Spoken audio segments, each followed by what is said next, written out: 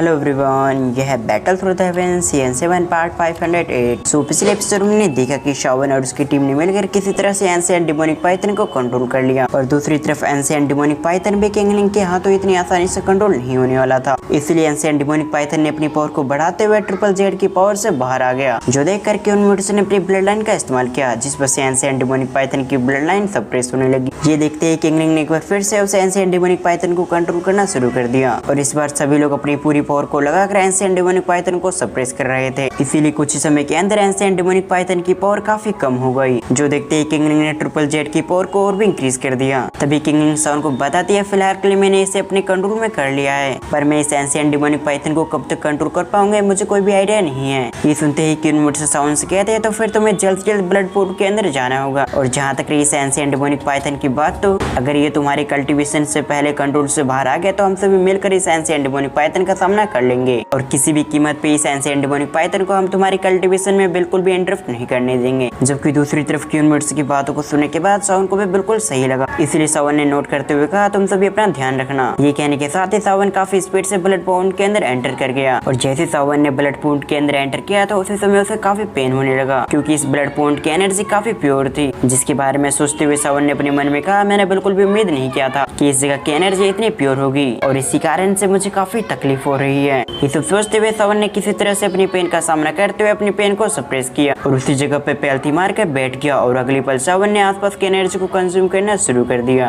और वो सभी एनर्जी शावन की अलग अलग बॉडी पार्ट्स की तरफ शावन की बॉडी के अंदर जाने लगी, जिस वजह से शावन को जो एंशिएंट डिमोनिक पाइथन से लड़ते हुए चोटें आए थे वो भी हील होने लगी। पर कुछ समय एनर्जी को कंज्यूम करने के बाद शावन को ऐसा लगता है कि उसकी एनर्जी को कंज्यूम करने की स्पीड काफी स्लो है, इसलिए शावन ने अपनी टेक्निक का इस्तेमाल करते हुए उस जगह पर अपना क्लोन बना लिया और वो दोनों मिलकर उस जगह की एनर्जी को कंज्यूम करने लगे और इस जगह की एनर्जी को कंज्यूम करते हुए शावन को 3 दिन बीत गए। जबकि दूसरी तरफ किंगलिंग पिछले 3 दिनों से उस एंशिएंट डिमोनिक पाइथन को कंट्रोल करके रखी हुई थी, लेकिन किंगलिंग को कोई भी आइडिया नहीं था कि वो कितने समय तक और एंशिएंट डिमोनिक पाइथन को कंट्रोल करके रखवाएगी। इसलिए वो बस इतनी उम्मीद कर रहे थे कि शावन जल्द से जल्द अपने लेवल को पार करके इस जगह पे आ जाए। जब किंगलिंग ये सब सोच रहे थे तब दूसरी तरफ एंशिएंट डिमोनिक पाइथन अपनी पूरी पावर के साथ उस ट्रिपल जेड ग्रीन पावर से बाहर आ गया, जिसकी वजह से किंगलिंग भी कुछ कदम पीछे खिसकी जाती है। ये देखने के साथ लिटिल फेरी डॉक्टर किंगलिंग की मदद करने के लिए उसके पास आ गए। तभी किंगलिंग लिटिल फेरी डॉक्टर को बताती है, एंशिएंट डिमोनिक पाइथन मेरी कंट्रोल एबिलिटी से काफी हद तक बाहर आ चुकी है, मगर अभी भी यंग मास्टर शावन अपनी कल्टीवेशन में लगे हुए हैं, इसलिए हमें जल्द से जल्द एक बार फिर से इसे पूरी तरह से कंट्रोल करना होगा, नहीं तो ये ancient demonic python young master शावन की कल्टीवेशन में इंटरप्ट करेगा और अगर ऐसा होता है तो यंग मास्टर शावन को इससे काफी प्रॉब्लम होगी।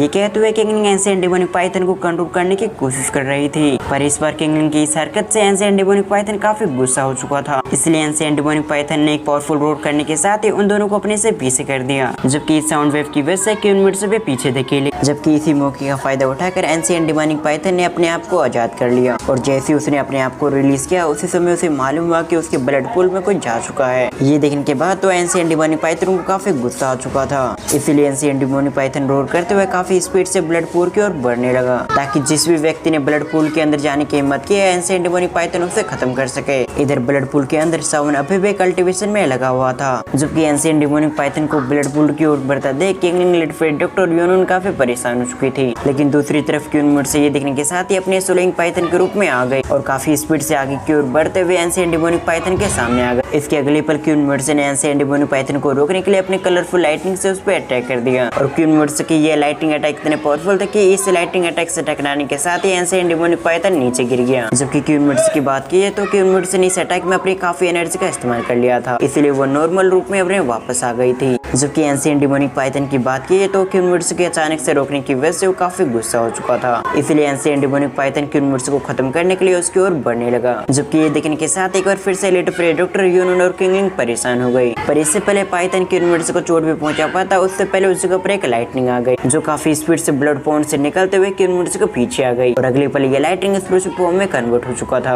और ये व्यक्ति और कोई नहीं बल्कि शावन था, जिसने अपने जायंट फॉर्म में आने के साथ ही अपने हाथों से क्यूनमुट्स को बचा लिया। लिया, जबकि सावन ने अपनी दूसरी पंच से एंशिएंट डिमोनिक पाइथन पे अटैक कर दिया और सावन ने पहले ब्लड पूल की मदद से अपनी पावर को बढ़ा लिया था। इसलिए जैसे इस बार सावन का पंच एंशिएंट डिमोनिक पाइथन को लगा तो वो एंशिएंट डिमोनिक पाइथन घायल होकर एक चट्टान से गिर गया। दूसरी तरफ सावन क्वीन मिर्स को बचाने के बाद उसी की ओर देखने लगा, जबकि क्वीन मिर्स भी सावन की ओर देख रही थी। मगर कुछ समय बाद क्वीन मिर्स अपने आप को ठीक करते हुए सावन के हाथों से हट गई। साथ ही उसने सावन की ओर देखते हुए स्माइल। तभी सावन ने कुछ महसूस करते हुए पीछे की ओर देखने लगा, जहाँ एंशिएंट डिमोनिक बीस्ट काफी गुस्से से सावन पे अटैक करने के लिए उसकी ओर बढ़ रहा था, जो देखकर सावन ने भी अपने किंग कोंग ग्लास बोरी टेक्निक के कुछ स्किल का इस्तेमाल करते हुए उस जगह कुछ फायर बॉल लेके आ गया, जिससे उसने जल्दी से एंशिएंट डिमोनिक पाइथन पे अटैक कर दिया। और ये फायर बॉल इतनी पावरफुल था कि वो एंशिएंट डिमोनिक पाइथन के जबड़े को हिला के रख दिया। पर किसी तरह से अपने आप को संभालने के बाद एंशिएंट डिमोनिक बीस्ट सावन की ओर देखते हुए रोर करने लगा। ये देखने के बाद सावन ने अपनी सभी फायर बॉल को कंबाइन करते हुए एक बड़े से फायर बॉल में कन्वर्ट कर दिया और बिना देरी किए सावन ने एंशिएंट डिमोनिक पाइथन पे फायर बॉल से अटैक कर दिया, जो देखकर वो एंशिएंट डिमोनिक पाइथन उस फायर बॉल को रोकने की कोशिश करने लगा। लेकिन सावन की फायर बॉल काफी पावरफुल था, इसलिए जैसे उस फायर बॉल ने अपनी पावर को इंक्रीज किया तो एंशिएंट डिमोनिक बीस्ट जमीन से टकरा गया। ऐसा होते ही उस जगह पर चारों तरफ धूल ही धूल फैल गया और जब उस जगह से धूल हटी तो हम देखते हैं एंशिएंट डिमोनिक बीस्ट नीचे पड़ा हुआ था, जबकि सावन ने एंशिएंट डिमोनिक पाइथन को हराकर उसके ऊपर पैर रखा हुआ था। तभी इस जगह पर किंगलिंग लेटर फ्री डॉक्टर क्यूरमिर्सा और योनो उस जगह पे आ गई, जबकि ये देखने के बाद सावन भी ट्रांसफॉर्म होते हुए अपने नॉर्मल रूप में आ गया। तभी सावन ने आगे बढ़ते हुए कहा, मुझे माफ करना कि मुझे आने में थोड़ी देर हो गई, पर क्या तुम सभी ठीक हो? कहीं तुम सभी को चोट तो नहीं आई? सावन की इस बात को रिप्लाई देते हुए क्यूरमिर्सा कहती है, हम सभी ठीक हैं, पर मैंने बिल्कुल भी उम्मीद नहीं किया था कि तुम्हारी किंग कोंग ग्लास बोरी टेक्निक पीक पे पहुंच जाएगी। यानी कि सावन किंग कोंग ग्लास बोरी टेक्निक के 9वें लेवल के पीक पे आ चुका था। ये सुनने के बाद सावन कहता है, ये सब कुछ तुम सभी की वजह से हो पाया है, क्योंकि तुम सभी ने एंशिएंट डिमोनिक पाइथन को होल्ड करके रखा था, तभी जाकर मैं शांति से अपनी टेक्निक को प्रैक्टिस कर पाया और इसके लिए तुम सभी का बहुत बहुत धन्यवाद। पर तभी किंगलिंग आगे बढ़ते हुए सावन से माफी मांगती है कि वो एंशिएंट डिमोनिक बीस्ट को कंट्रोल नहीं कर पाई, जिस पर सावन ने कहा, तुम्हारी कोई भी गलती नहीं है, क्योंकि तुमने एंशिएंट डिमोनिक पाइथन को रोकने की पूरी कोशिश किया था। साथ ही एंशिएंट डिमोनिक पाइथन भी काफी पावरफुल है, इसलिए तुम्हें कंट्रोल करने में काफी प्रॉब्लम आ रही थी, पर अभी के टाइम मैंने एंशिएंट डिमोनिक पाइथन को काफी कमजोर कर दिया है, इसलिए तुम जल्दी से जाकर एंशिएंट डिमोनिक पाइथन को कंट्रोल कर लो और जैसे ही एंशिएंट डिमोनिक पाइथन तुम्हारे कंट्रोल में आ जाती है तो फिर ये तुम्हारी सभी बात मानेगी। सावन की इन बातों को सुनने के बाद तो किंगलिंग के चेहरे पे स्माइल आ गई। सीन शिफ्ट कर इधर वापस से सावन पे आ गया, जो सभी लोग की ओर देखते हुए कहता है, सबसे पहले हमें एक छोटा सा ब्रेक लेना होगा ताकि तुम सभी अपनी इंजरी को हील कर सको और उसके बाद हम सभी एंशिएंट जेट प्लेटफॉर्म की ओर बढ़ेंगे। सावन की इन बातों को सुनने के साथ ही सभी लोगों ने एक बार फिर से नोट कर दिया और इसी के साथ हमारा ये पार्ट यहीं पर एंड होता है।